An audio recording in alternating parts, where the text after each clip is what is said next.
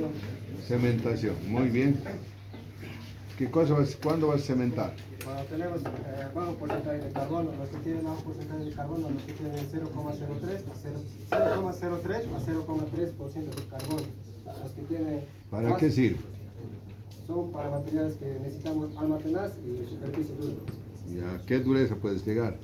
Hasta un 62%. Ah, Después tenemos cementado, tenemos tres tipos, lo que es carburación sólida, carburación líquida y carburación en gas. En carburación sólida es sometido a una ¿en pieza qué consisten los tres casos? ¿Para qué hacemos eso? para aumentar la dureza superficial.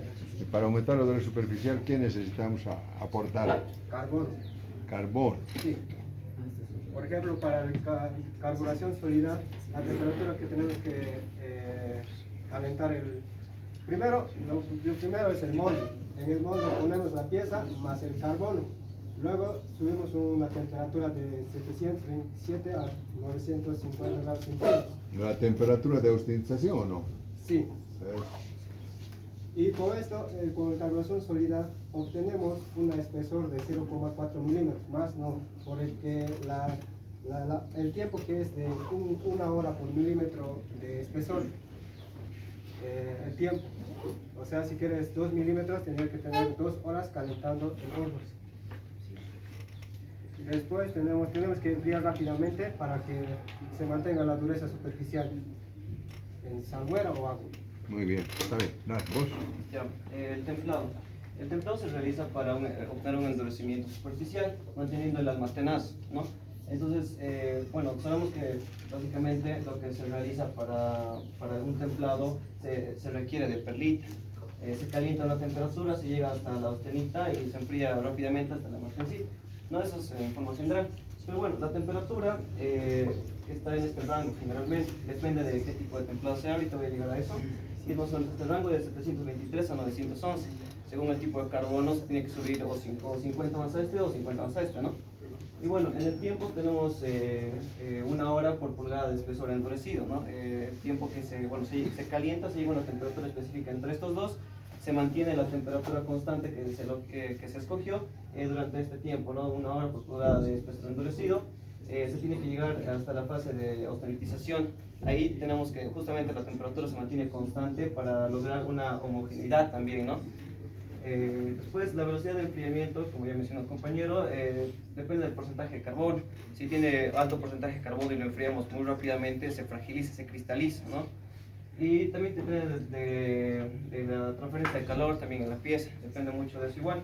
Y bueno, los medios que tenemos para el enfriamiento son la salmuera, el agua, el aceite, el aire y el horno. Los primeros dos se realizan para aceros de porcentaje medio de carbono, ¿no? Y justamente porque no, o sea, no importa si hay un gran choque térmico, ¿no? Porque no se van a fragilizar tanto como los de alto porcentaje de carbono.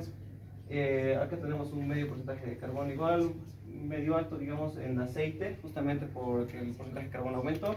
Y como había mencionado, para los aires de 1070 a 120 más o menos se utiliza el aire y el horno, porque son, bueno, el aire porque tiene que llegar a esta temperatura ambiente, es gradualmente la temperatura, ¿no? Que se va disipando.